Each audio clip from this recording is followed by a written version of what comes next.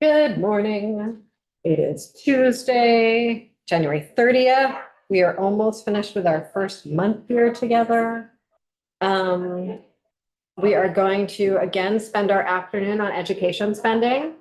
It's possible that we'll spend more time this week on education spending, but we're definitely going to spend this week on education spending.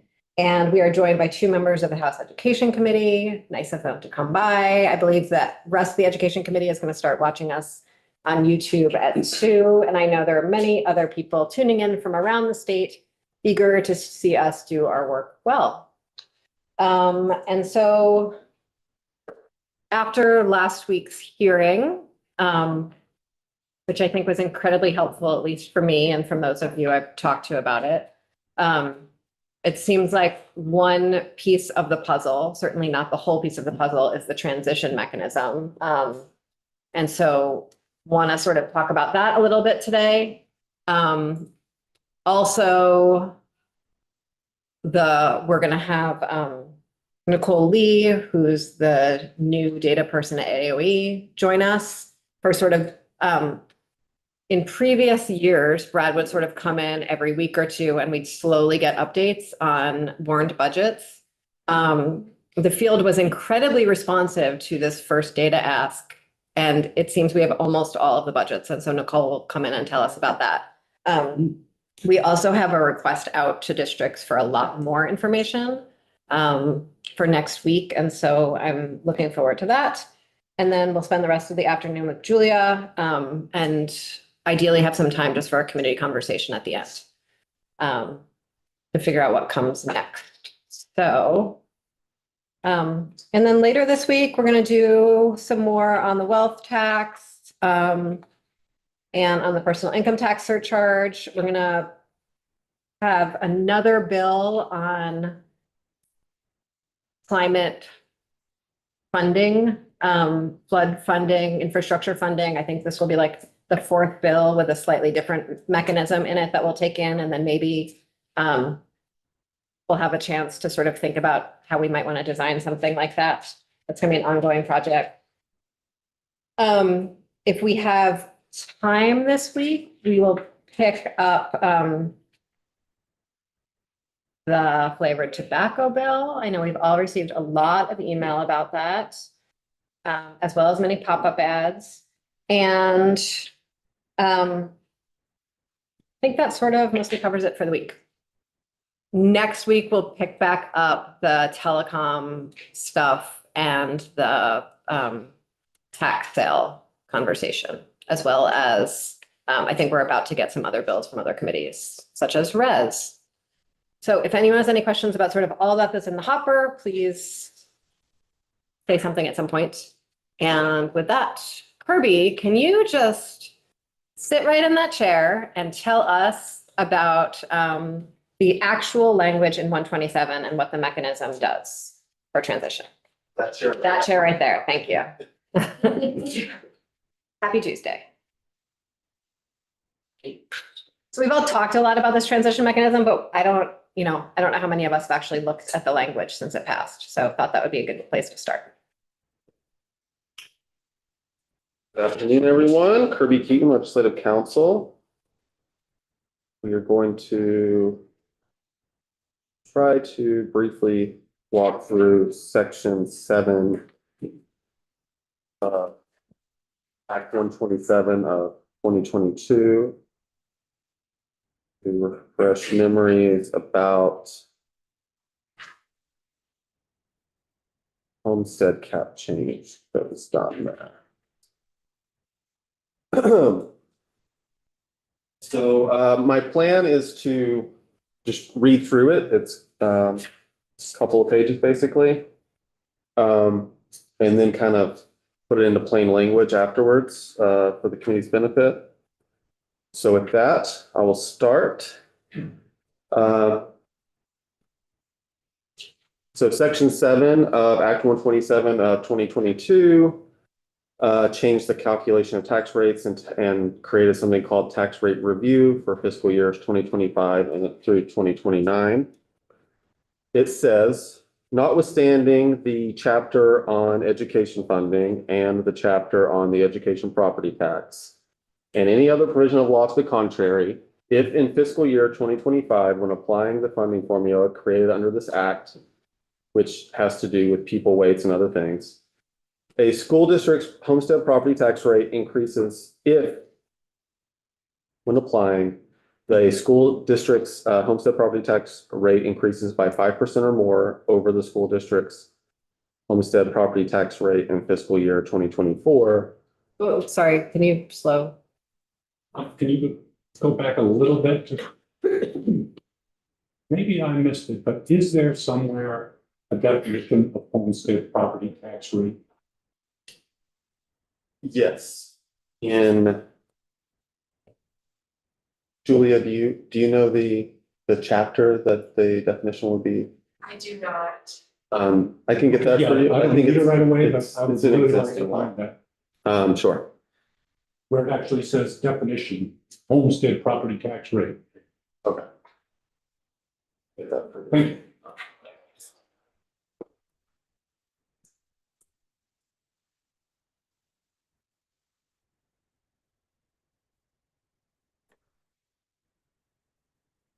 Okay.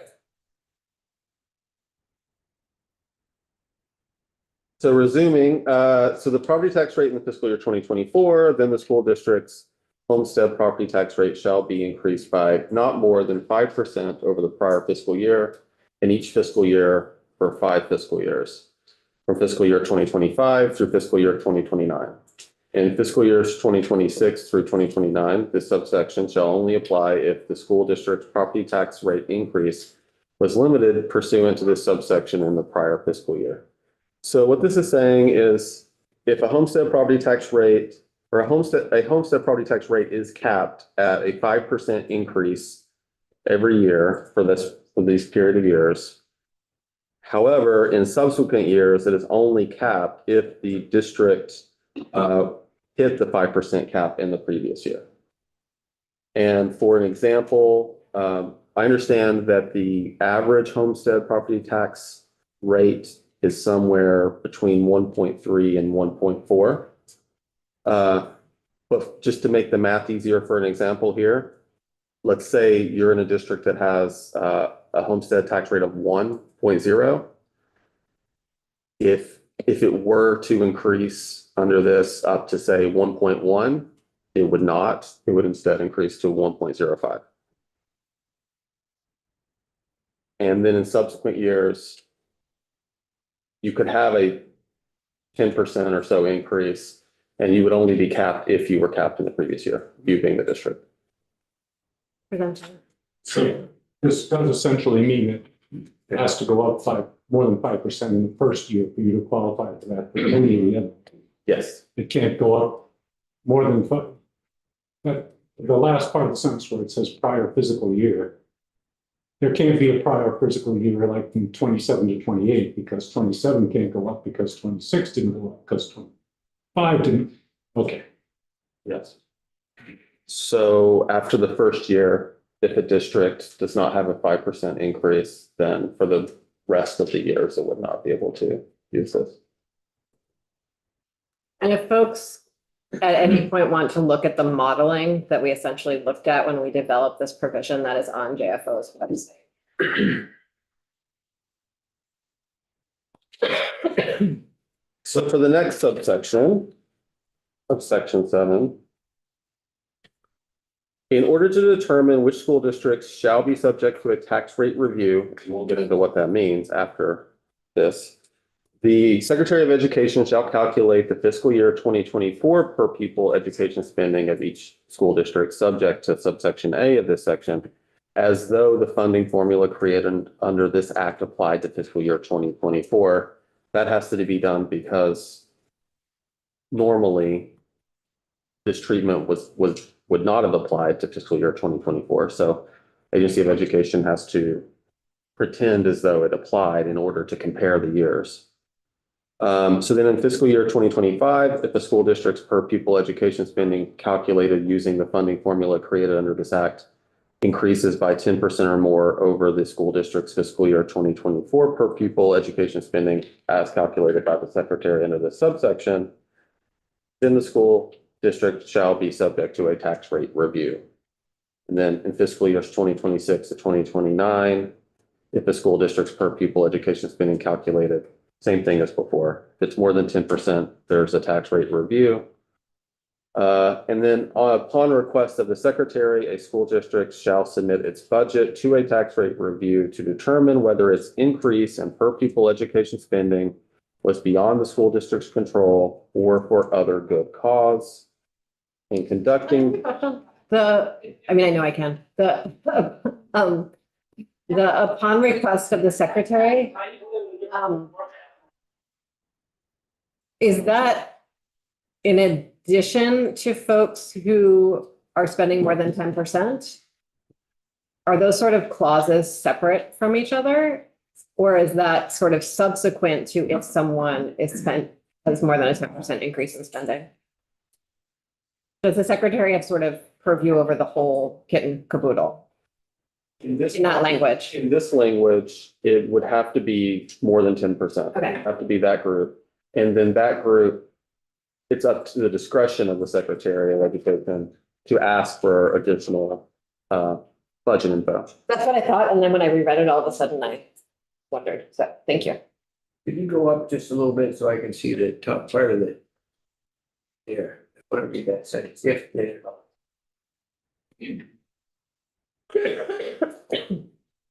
Then, okay, thank you. Would you like me to zoom in at all? No, that's good. I just missed the top part of that sentence. No, I got it. Thank you.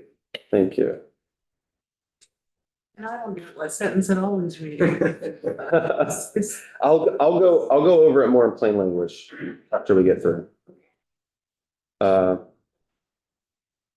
we can actually stop there and I'll catch us up to where we are in plain language. So first step, Agency of Education calculates per pupil education spending for all the capped districts for 2024 using the Act 127 formula. Step 2, in 2025, if per pupil education spending increased by 10% or more, there could be tax rate review.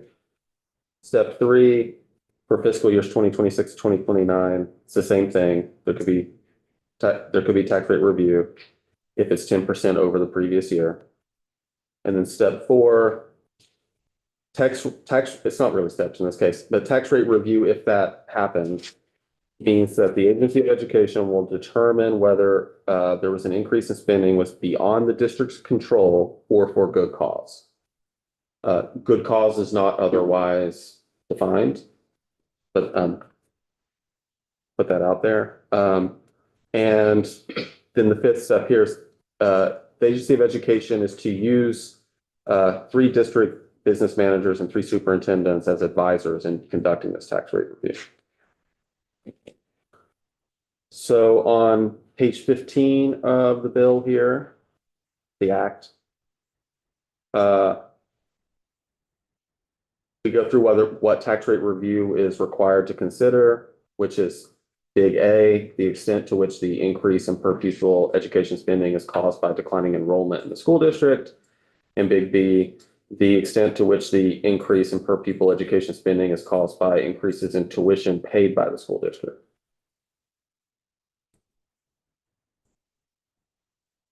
And after that, I'll just put this into plain language. The district loses its capped rate, the capped 5% rate, if the budget has excessive is another word that's not defined, good cause and excessive here. That means there's discretion for the agency. If there's excessive increases in per pupil education spending that are within the district control and are not supported by good cause. And that's section 7 of Act 127. One thing I just want to sort of highlight is, I think I've heard a lot of people talk about sort of people being between the 5% and the 10%. I just want to highlight while I'm looking at it that the 5% is about tax rates and the 10% is about spending. And so it's not like a magical space between 5% and 10%. They're referencing 2 different bases.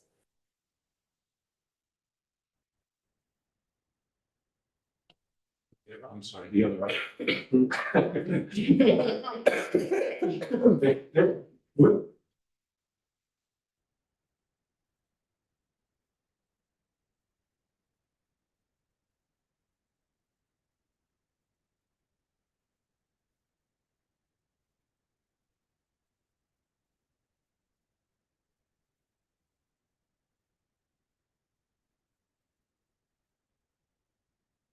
That's all I have. Lots of questions? Not a question, just want to say it's quite clear to me that I think folks are absolutely, from everything I've heard, following the language of this law. And what I've also seen is it's behaving very differently than we imagined it would when we passed it. Which happens, why we get to come back every year. I mean, to that point, I did just, for my own edification, go back and look at the JFO estimates about the number of schools that we expected to reach the cap, and it's very different than the number of schools that we are seeing, and so just, it's that we do our best, and then sometimes what we think will happen is very different than what does happen. Mhm. Then we adjust. Sure. Okay, thank you, Kirby. Speaking of what we think will happen and what will happen, Nicole.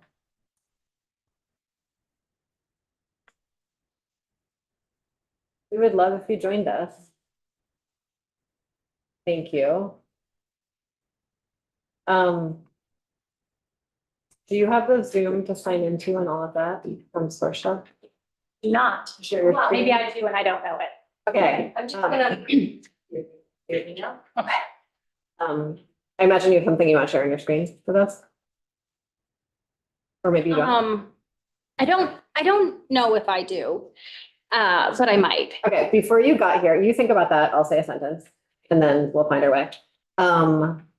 Before you got here, I mentioned that while in previous years, Brad would come in and we'd sort of like slowly work our way towards a majority of districts having reported their warrant budgets. It seems that this year folks have been significantly more responsive about sharing their warrant budgets.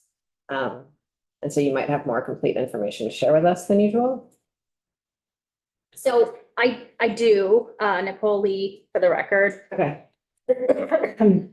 So the reason I paused on sharing something is because Brad and I sent out a very different preliminary budget request this year than we have in the past. So, and actually, we sent out two, right? We sent out our traditional one, which is due mid-February, contains a little bit of excess spending threshold information that we collect just informationally. Different this year, last Monday, we sent out a, please just return to us this week your projected budgeted expenditures or your warned budgeted expenditures and your offsetting revenue for 25. Just those two data points, we're going to collect them as fast as we can.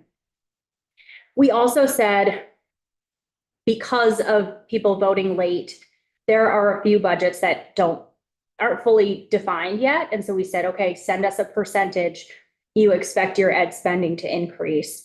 And so that's why I actually don't have something to share, because I did not know, typically we keep those percentages very close to the vest because they're not really official yet. Happy to share the warrant budget information. All of that to say, we got a really robust response. The majority of districts responded. We had 106 that responded with actual numbers. We know within those numbers, there are a few that are not warned yet because they vote late, but we got their numbers. Then we got a very small subset of 5 districts that provided us a percentage. And so that left 9 districts not having responded, or it's too early in the process. So what I did is took the 106 that we got Out of 122, which our I just numbers. can't keep that number straight in my head. So I Our can't- numbers include unorganized towns and cores. So there are a few of those that always causes some, like, did you include them or exclude them? They are included here. So that is, I'm sorry, I said 9, but that's 8 districts that didn't respond and 3 unorganized towns and cores, so 11. Then we took what we got from those that responded, what their percentage increase in ed spending was, and applied it to those that didn't respond to give us a better estimate.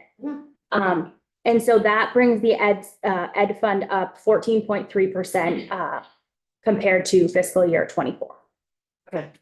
And that is a number, go ahead. I guess what I was wondering about sharing is, usually Brad just has some like headline numbers for us, which is just sort of like what the total spending is, what the percent of the districts reporting is, and like what. And that's on our website. Great. It's slightly different. It was like by the Great skin one picture. just before. Cool. It wasn't here like 15 minutes ago, right? Okay, good. Okay, sorry about that. Sorry that Sork and I missed that little communication with each other. And would you mind sharing that from your screen? Yeah, That would be glorious. Thank happy you. to, and this is my first time sharing, No. so, And it's Zoom, and I know you all use other products, so sorry about that. We will avert our eyes and have a silent moment while you navigate. I'm also gonna caveat, I do not have the AOE templated one, although that is what has been shared, so, mine is just, a Word document, and I apologize. I'm sure it is tidier than Brett's. It's fine.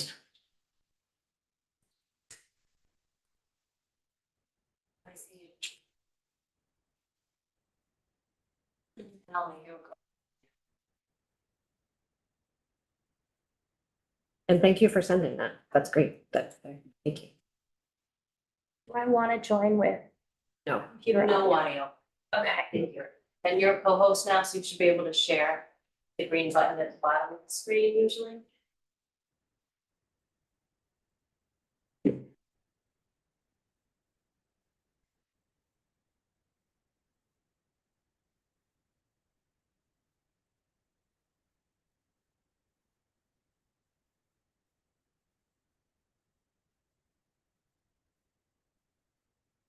Is that large enough for everyone? That's lovely. Thank you. Okay. So there's a couple of graphics here. I've mostly spoken through the numbers at the top, the 14.3%. It's the numbers at the bottom, I think that everyone probably wants to look at. And so I Can I did, ask a question before you get to that? The 5%, the 5 districts that have the later votes, am I remembering right that those are much smaller towns that don't tend to have like a significant?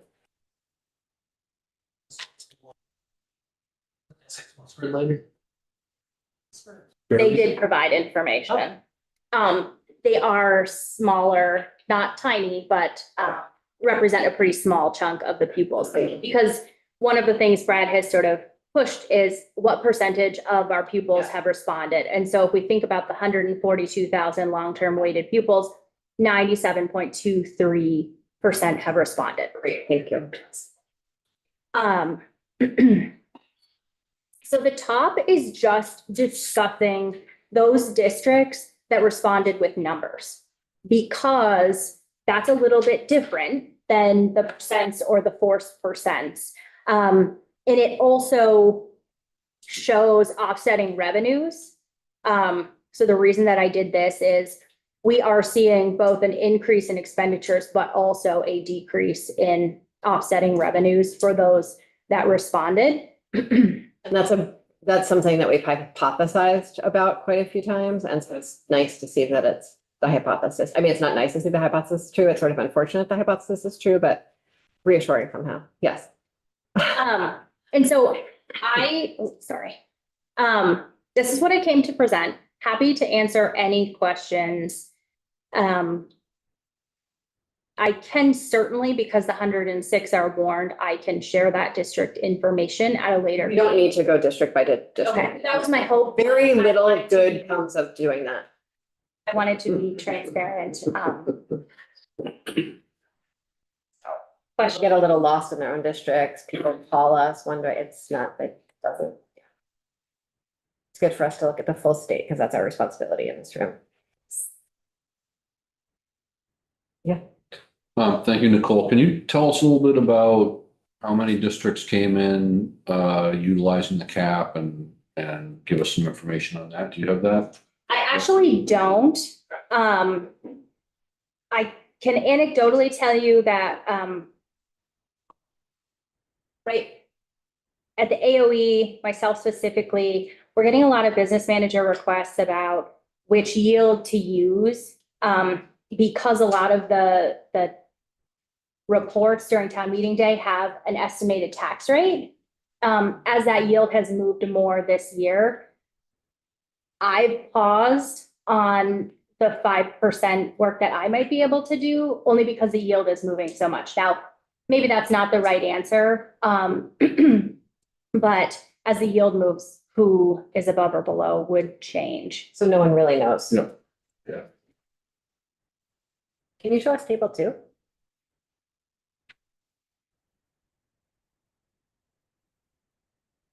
Oh, sorry. I It's thought there very was small. a logo line. Okay, No, thank it's you. very small. Sorry about that. And so the reason I didn't do offsetting revenues in table 2 is I don't believe it would be accurate to increase or decrease the offsetting revenues for those districts that we forced a percentage to. That makes a lot of sense. Thanks. This is really helpful. Yeah, representatives. Did we already talk about the rate review? And is that an appropriate time to ask about? So I mean, it seems like the average increase is above the 10%.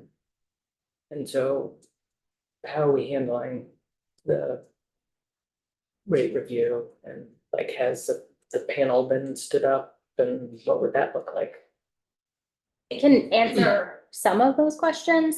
And I just want to say that even though the statewide increase might be 14.3%, there are going to be districts in there that are spending less than a 10% spending per pupil increase, because in their specific case, maybe their budget did go up 14%, but their increase in pupils may have brought down their spending per pupil. I actually made a note when Kirby was talking, I need to go back and revise the model of who's over the 10%. But I have not done that with this new data. The AOE has stood up a work group for tax rate review. And when I say a work group, we have asked the field superintendents and business managers to volunteer their time to discuss with the AOE what, if they were being reviewed or they were on the committee, what's important to them. And so we've come up with a list of expense types that they think are important. We've started to develop a form. And so using the uniform chart of accounts, what do we want to get from the districts that need to go before tax rate review? But the actual committee members have not been selected yet. That's most of the update that I have.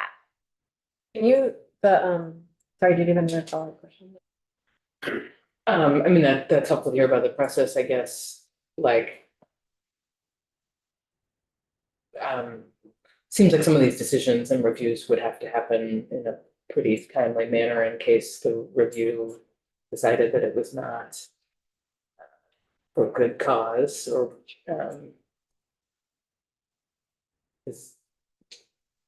do you have a sense of what that timeline would look like, and what would happen if a warrant budget is passed with more than 10%? And just generally, do you have any concerns about the tax rate review committee and the way we structure Yeah, it? whether this was a good idea. So I think the first thing I'll say is the law requires us to review based on voter approved budgets. And so that, right, and when I think about voter approved budgets, I think after the reconsideration period, because while there are very few, it is an option to have that happen. And so the 31st day after town meeting day is April 5th. And that is when we are requesting that districts return their budgets to us this year. It is a very tight time frame to try and turn around the reviews, because we know that the yield bill depends on those decisions, but then those decisions also depend on what the yield is. And so one of the main trends, and I've heard it many times at this point from both the people volunteering for the work group for tax rate review and just from the field in general is what is the plan for districts that are 4.4%? And then the yield changes, and then they're 5.5%, but they were not intending to go before the review board. That's been a just continual, what are you gonna do with that? When are we gonna know? How much time are we gonna have to prepare our submission? I believe your question was, do I have any concerns about the tax rate review? Mhm. Depending on the number of them, there is a very short window to complete them. That is a little worrisome. You think anyone's gonna wanna be on the tax rate review? We don't have we don't have like draft power here, so that would be rude, but. I do have some concern that people are going to be asked and say no. It is reviewing your peers a little, not a little bit, it is reviewing your peers, and that can be awkward.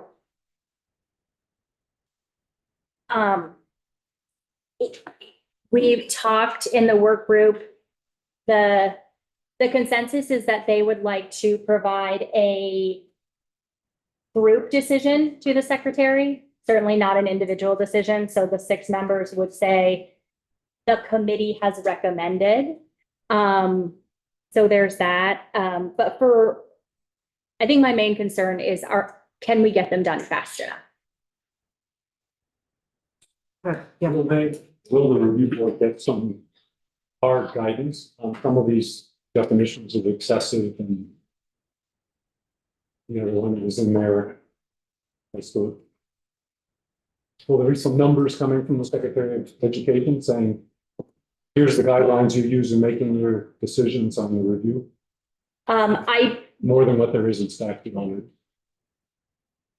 I don't know the answer to that. I think, and again, being new, I could be wrong, but I think we would look to the legislature for a definition of good cause. Because we can certainly come up with parameters, and I know that the AOE intends to be as transparent as we can about this, because if we deny someone and we don't have an airtight definition of good cause, that's problematic. Yeah. And the same with excessive, without a very explicit definition. What is the defense for the decision? And you're looking to the legislature for those decisions, for those definitions? Yes, you can say yes. Yeah, yes. I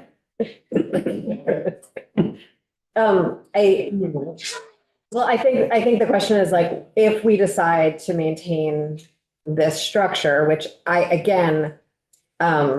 do not have anything resembling a complete photographic memory of any of the deliberations, which were thick and mighty leading up to this bill happening. We did not, I don't think we imagined that multiple districts would be going through this tax rate review committee. I think we imagined that the idea of the tax rate review committee would prevent districts from going near it. I think the timeline of it and the way it's set up means that it's not necessarily going to have the impact to lower anything necessarily. It will just be sort of if a district does wind up sort of on the wrong side of it, it will be more a punishment and less something that will help us in keeping the yield where we might want to keep the yield. So I think there are a lot of questions that need to be revisited about it. But if we did decide to keep it in some form, yes, I think it helps to add more language to what we mean by those things. My recollection is same as yours, that there's. Thank you. It's a disincentive to screw up. Yes. Keep it down. But I think also things, words like adequate or appropriate are very hard to define in statute. And would maybe be the purview of the education committee and not the Ways and Means. Other questions for Nicole? I think when Julia comes up, we can compare what this is to what was December 1st, and that will be helpful for my brain at least. Can you tell us a little bit more about the other data that is coming to us soon? Yes.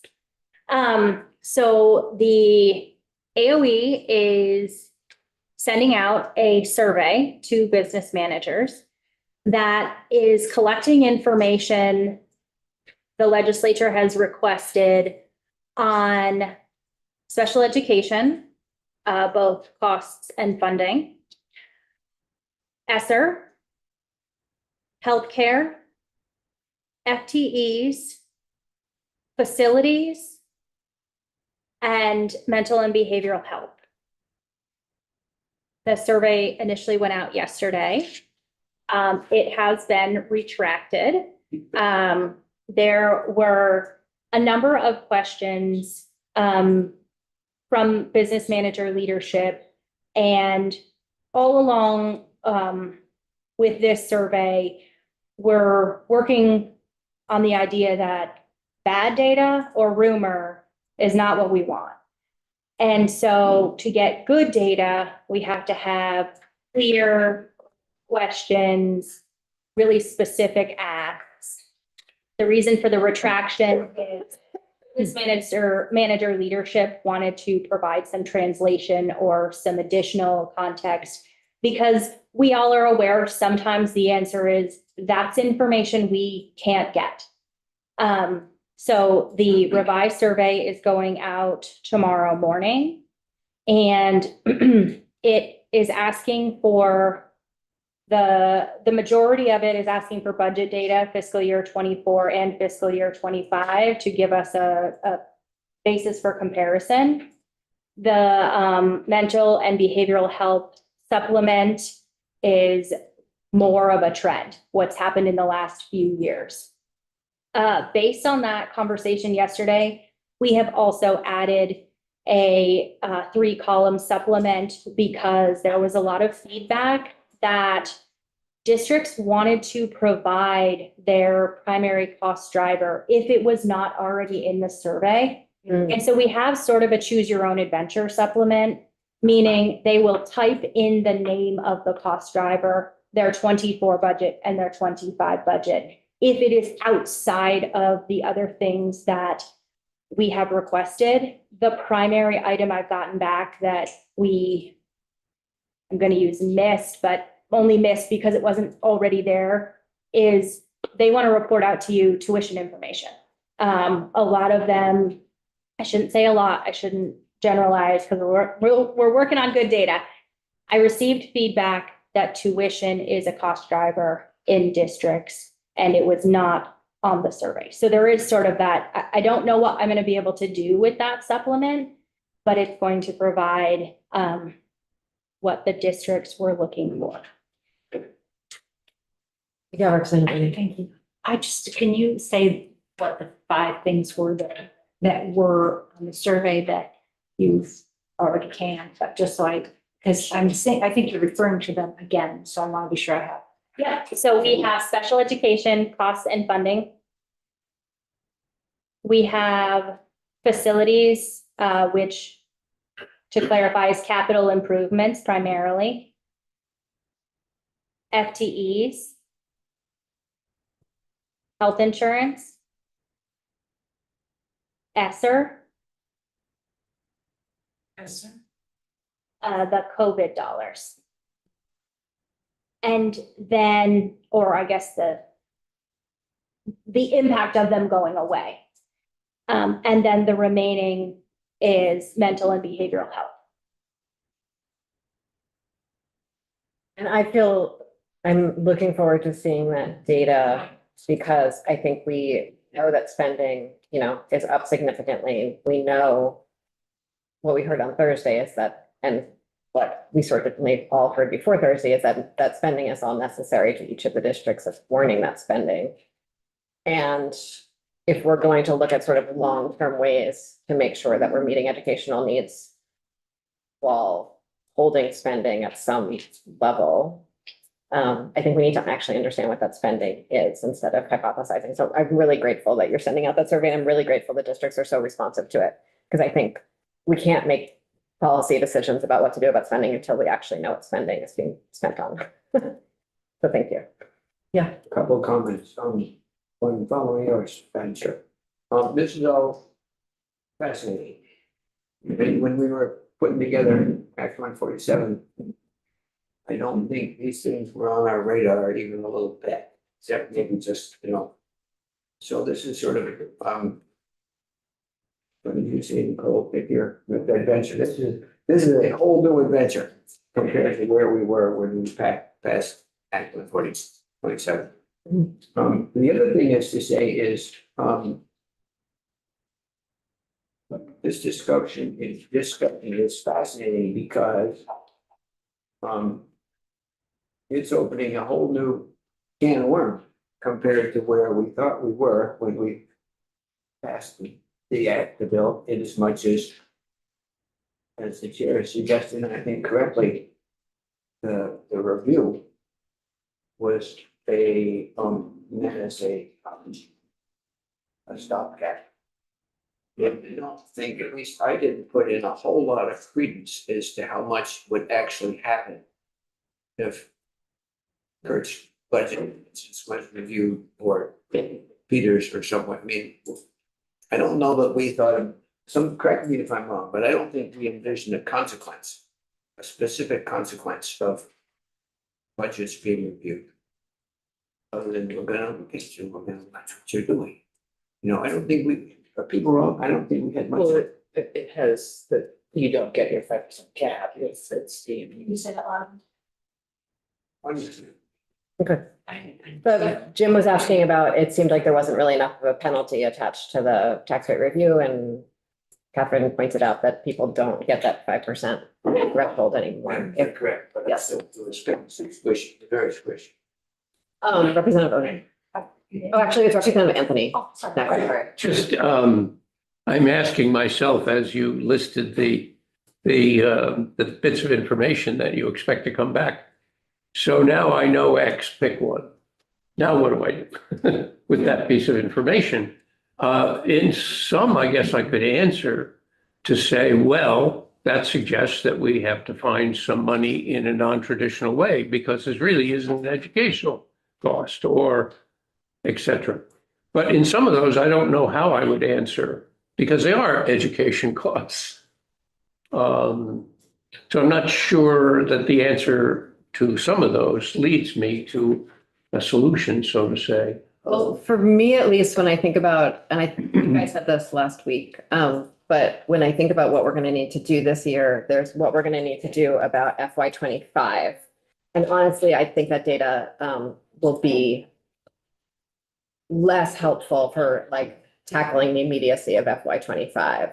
But I think in this legislative session, we're going to need to look at FY26 and FY27. And there might be policy tools connected to that spending that we can tackle in FY26 and FY27. And a lot of them, again, is going to be the Education Committee, which has now joined us via Zoom. If you want to, you're welcome to stay here, but you're also welcome to go back. You're welcome to be on the bench. I just know your other chair might be more comfortable. And so I think that, I think we're going to need to be sort of mindful of, we have this year to tackle with less policy tools than we have for out years. And we're going to need to work on both this year. Thank you.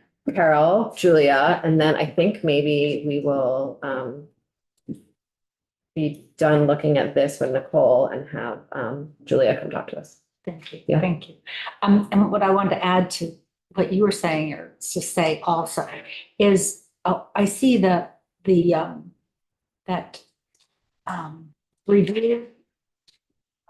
committee as being a pressure valve. We have a law, it's a new law, don't know exactly how it's going to work out.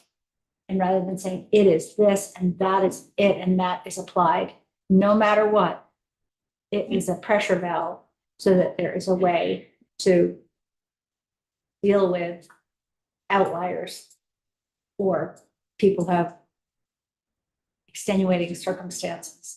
You don't know how many there that might be 2, that might be 4, that might be 6, and to have just be able to deal with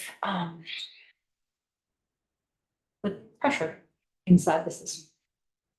Appreciate that. Thanks. Nicole, I think you had said earlier that that business managers had asked you to add tuition as a cost driver. Could you say, I don't think I totally grasp what that means. Could you say more about it? So it's in the supplement, and so they would have to, some may respond about tuition, some may put their transportation contract as the most impactful cost driver. It's an optional section. I added it as a response to feedback because I'm trying to get information, so I'm trying to make it appealing. And so They're saying paying out tuition.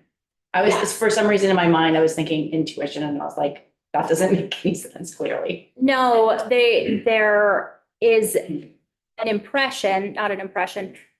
There are districts that increasing tuition rates for maybe their high school, if they're an all tuition high school, that tuition bill is going up so much. That is what's driving their increase. Now, when it comes to tax rate review, that's certainly one of the components that's already mentioned in the law. However, it was something that came back as feedback that they felt was important to include.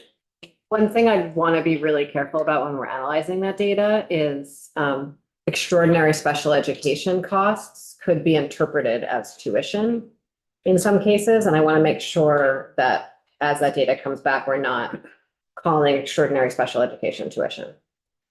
And I don't know if there's anything we can do about that, but just want to sort of. Absolutely. Public tuition is its own legal, defined thing. Yes. It doesn't include extraordinary.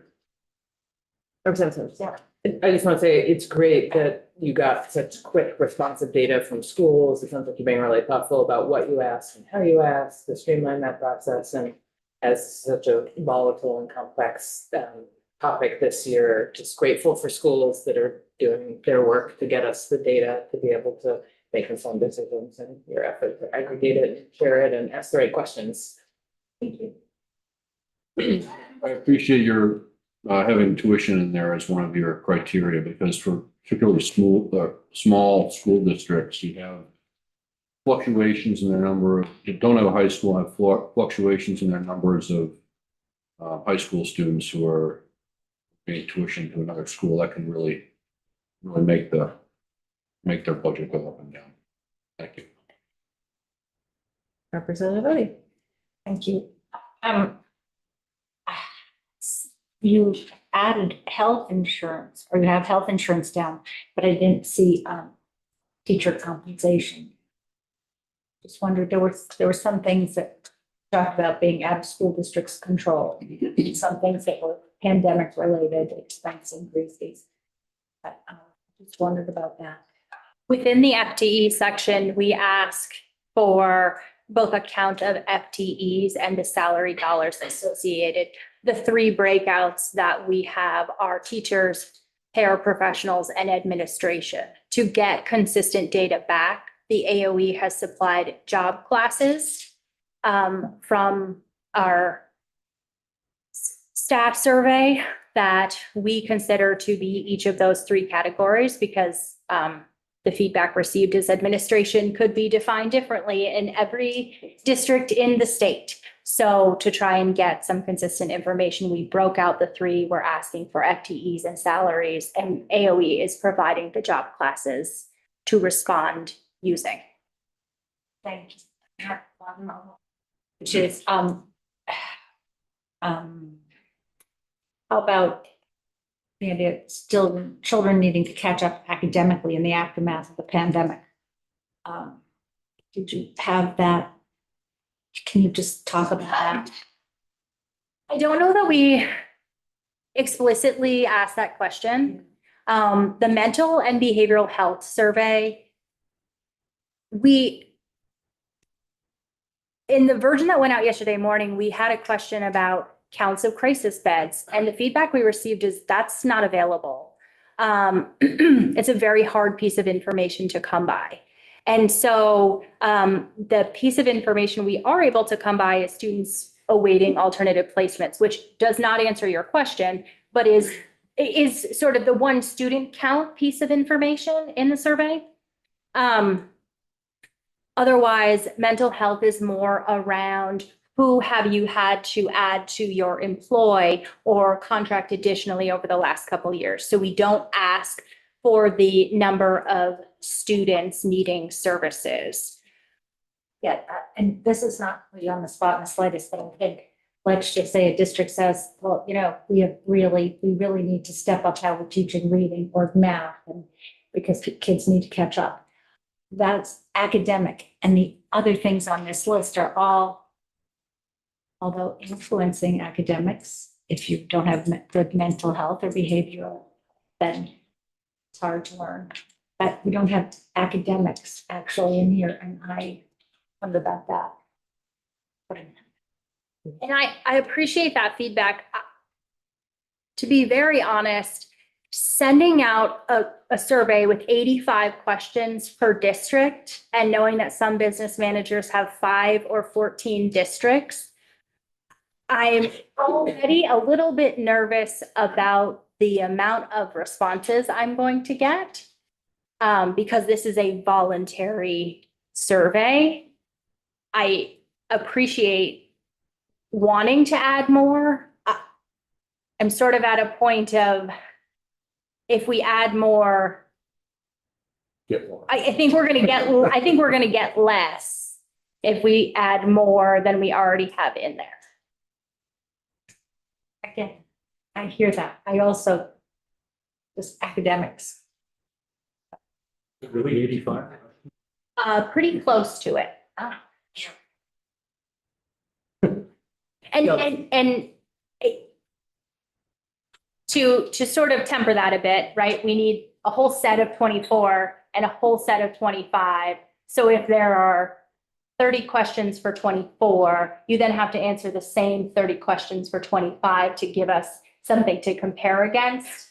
I think though, and I don't want to speak on behalf of them, but if I even consider putting myself in a business manager's shoes, it's 85. It's not 30 and 30 and 25. It's a whole bunch of information. As one who receives a lot of surveys, 5 is about the max. Thank you very much for sending that out and for all the districts and for all you're doing right now to help us figure out what is happening. Thank you for your. Yeah. Julia Richter. We all have this amazing Ed Fund outlook on our desks Sideways. that people are really, really excited about. I'd love you to tell us all the things you want to tell us about everything. It's the old version though. They said don't reprint it. And there's a nicer version inside the internet, I think. For the record, I am Julia Richter with the Joint Fiscal Office. Yes, so there's an outlook that's now horizontal. On the committee page under my name, Madam Chair, would you like me to pull it up on my screen as well?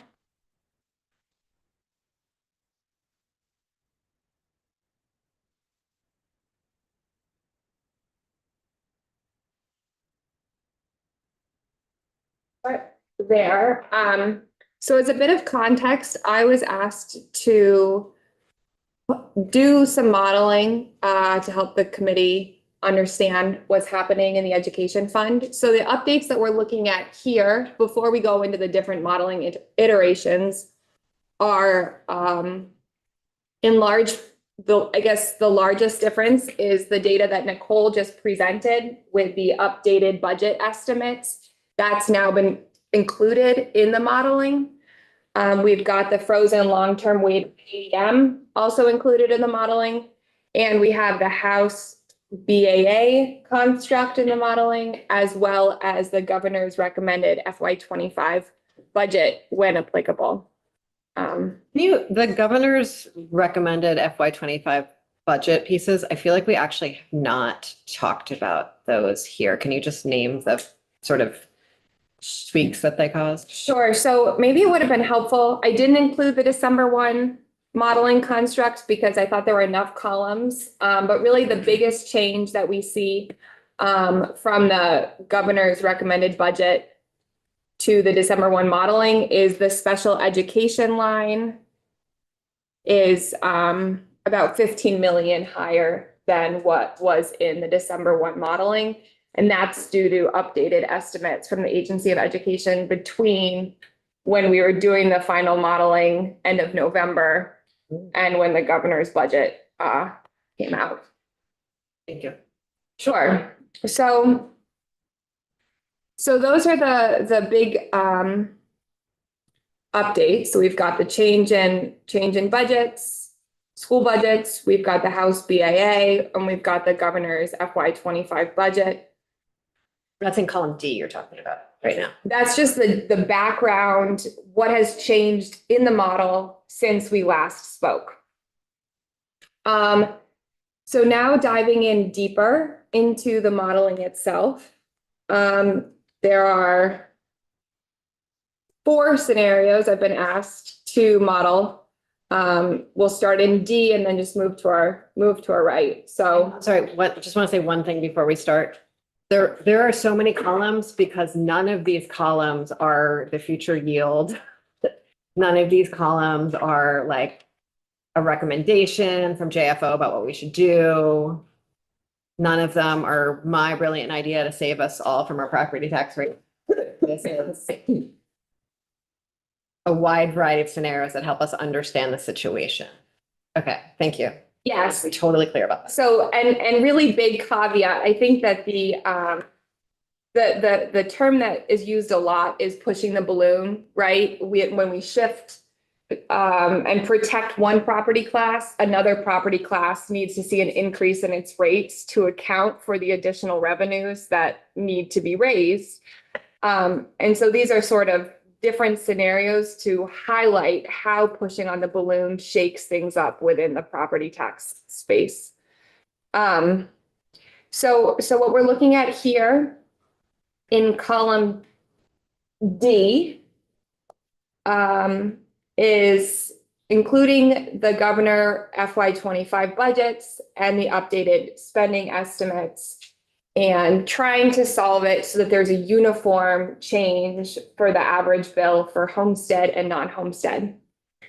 What we see in line H is that there's not a uniform average bill change. And that's because in this scenario, with the updated budgets, all school districts have hit the 5% cap. So the remainder needs to now be raised from non-homestead. So with the cap, 20.6% average bill increase is the maximum that we can have for homestead tax rates. Because then all districts' equalized tax rates are capped. There's still an amount of revenue that needs to be raised. The non-homestead needs to make up that remainder. So that's why we're seeing the average bill change for homestead of 20.6% and non-homestead 22.7%.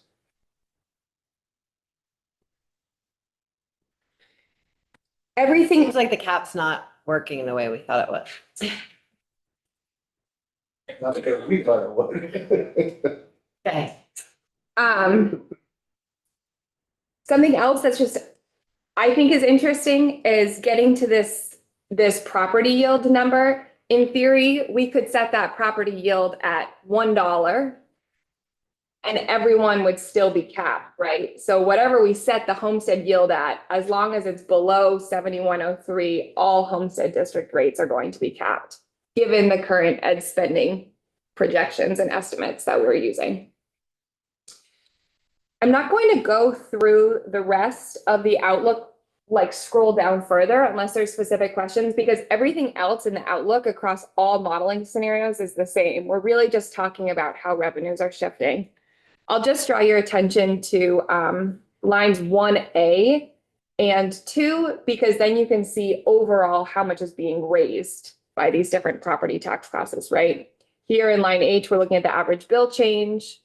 Line 1A, we're looking at how much is raised from homestead property tax. And line 2, we're looking at how much is raised from non-homestead property tax.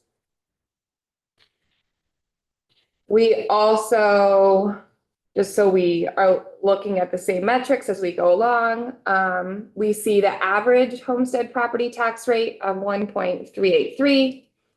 And on household income, 2.72%, and the non-homestead rate of 1.493%. And this average homestead property tax rate is an average, right? It's going to be different by district. Shall I move on to the next modeling scenario? Is it, Julie, is it safe to assume that in column B with that property yield way down there by 7103, that at that point, every district's been pulled into the cap? Yes, every district is Every at the district's cap. in. Okay, thank you. And that's why, with the cap, I cannot solve for uniform bill change. Representative Taylor? Can you say anything about whether they hit the 10% of the other, the per pupil spend? So that is not data that I have access to because all of my modeling is focusing on what we're projecting to happen in FY 25 and what we knew happened in FY 24. But that would be a question for district budgets and AOE. And I did hear that AOE doesn't have access to that currently, so I don't know.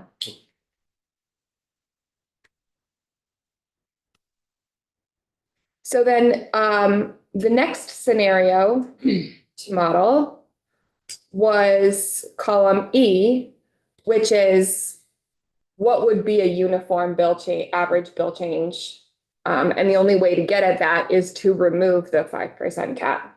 So that's what we're seeing here in column E is removal of the 5% cap. And what would that look like? So we see that with removing the 5% cap, there's a uniform average bill increase of 20.6%. We see that the non-homestead rate decreases because it doesn't need to pick up as large a share of the revenues. I know that a few of you noticed this, so I will speak to it. We see that the average homestead property tax rate and average tax rate on income is the same.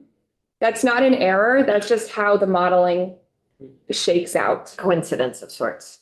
It's a coincidence. And we do see that the average bill change for homestead is quite similar, 20.6 in scenario modeling D and 20.56 in scenario modeling E. So when we think about rounding and when we think about the size of everything going into these few average numbers, caught my attention, caught a few people's attention, and I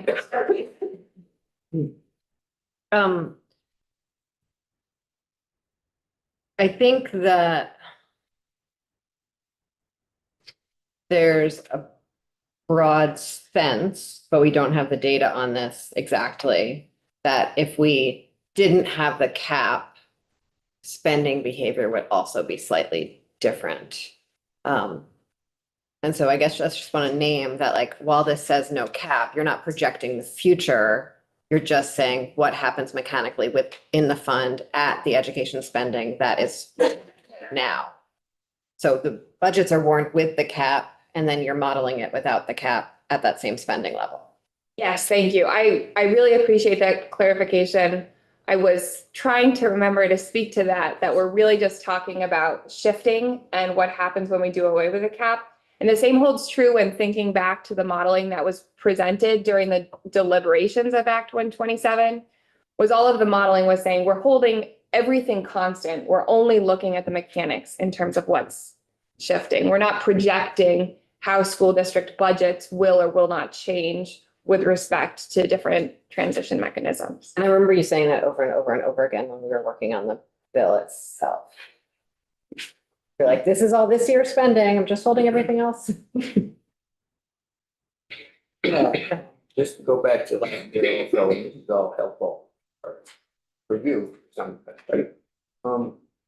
Some of us, myself included, considered the 5% cap issue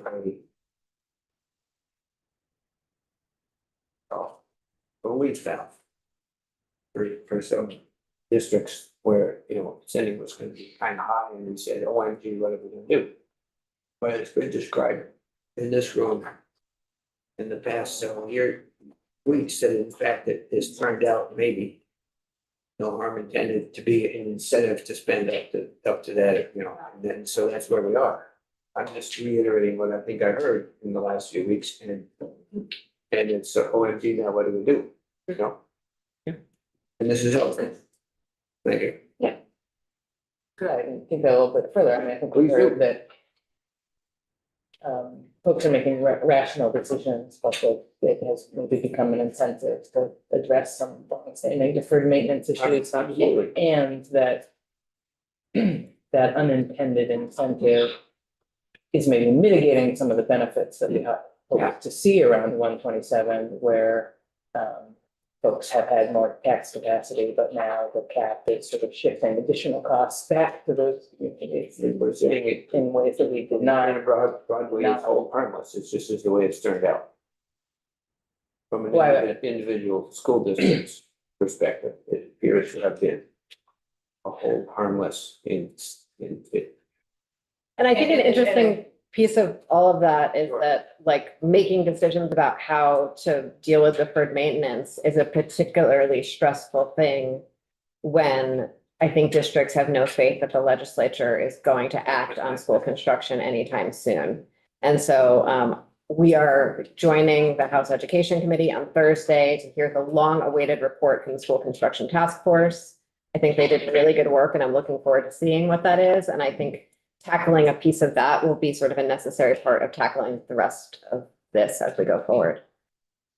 What column are we on? On column E. Are folks ready to move to column E? Or to be on column E? Okay, we're on no cap, but with spending the same as if there was a cap. Yes. Okay. So all of this is assuming same spending, same amount of revenue that needs to be raised, no behavioral shifts based on any of these different modeling scenarios.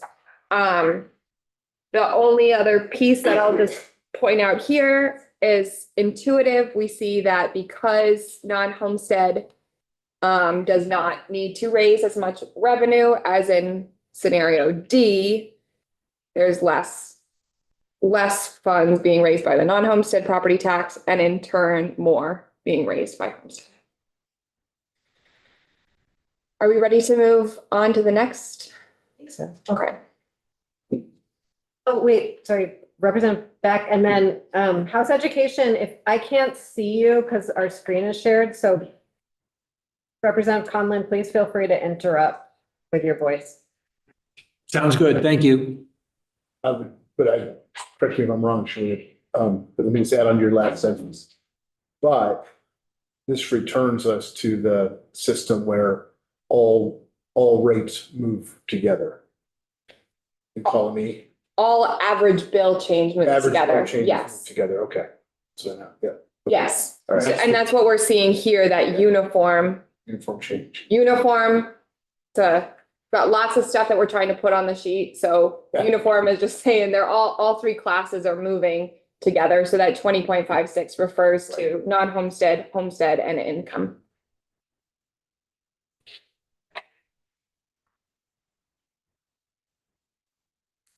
Okay. The next scenario I was asked to model was an example for what would happen if we were to maintain the average homestead rate from FY '24, just to get a sense of, we're really protecting the homestead property tax class. What would that look like in terms of how does that shake out? So we're maintaining the FY '24 average homestead rate, which was $1.311. So we're seeing that corresponding here. Is it an issue that you can't see what each row refers to? Should I make this smaller? Okay.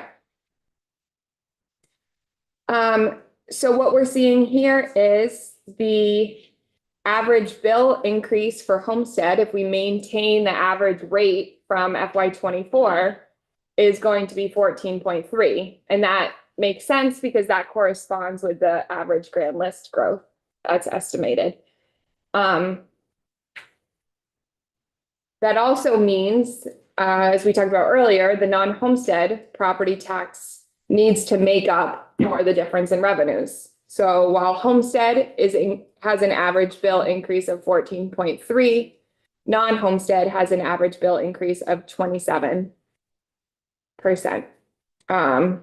in this scenario. That's a lot. Yeah. I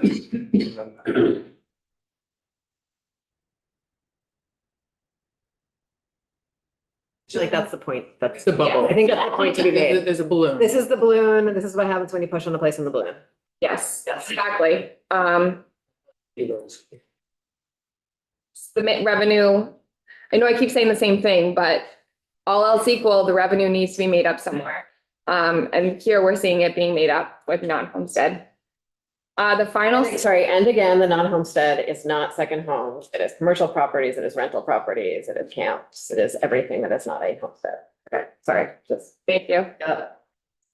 And Um, if anyone's like, dear God, Chair Kornheiser, stop being such a professor, feel free to like jump in with those random tidbits each time. I'm just aware that there are a lot of people paying attention right now, and I want to make sure we have all the context.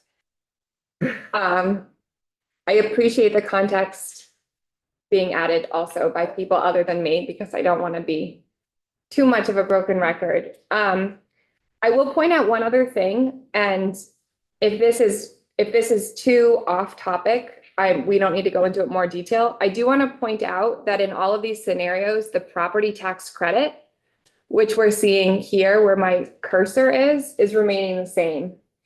And that's really because, and we can go on a deeper dive on this, that's because the property tax credit is on a lag. It's based on last year's income. So we won't see the corresponding property tax credit associated with FY25 until FY26 tax bills. So that's really why the property tax credit in all of these different modeling scenarios remains the same. Your committee is actively inside the Zoom now.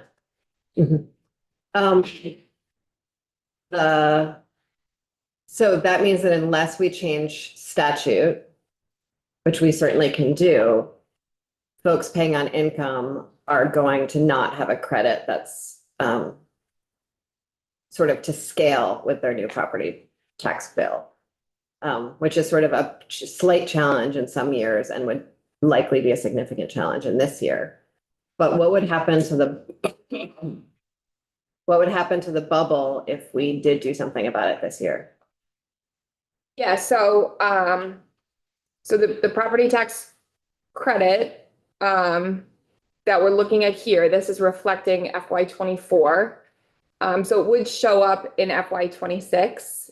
If you wanted it to be showing up in FY25, the way to do that would be one of the ways to do that comes to mind would be to increase the property tax credit on FY25 bills. Provide, as we keep talking, providing relief somewhere means that those revenues need to be raised. So if you're increasing the property tax credit that you're paying out in FY25, that increases expenditures out of the ed fund essentially, which then those expenditures, that increased property tax credit further needs to be made up elsewhere. And if we're talking about the property tax being the only flexible lever the General Assembly is working with, that means increasing homestead property tax rates and or increasing the non-homestead property tax rate. We're gonna have to dive deeper into that, but helpful for now. Did you want? Or you could raise revenues in other ways. Yes. Yes.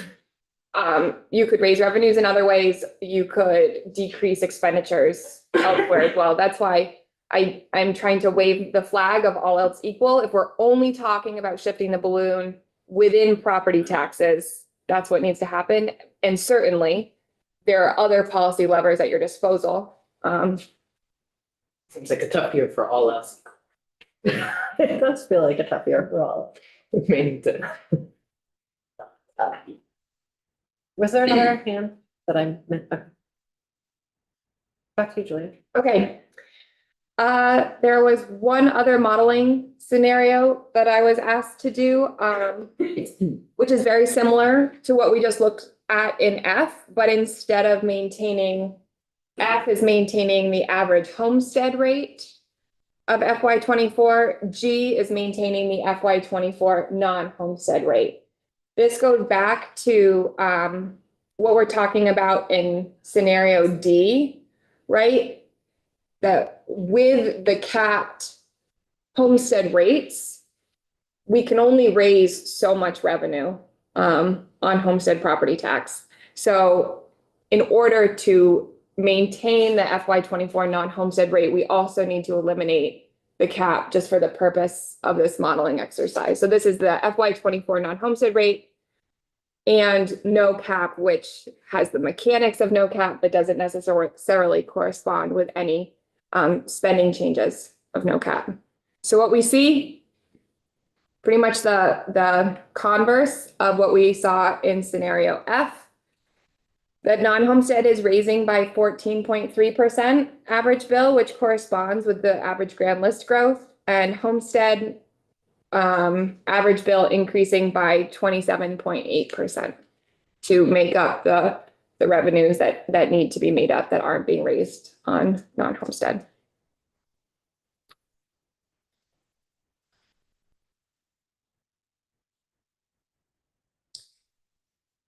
Questions there?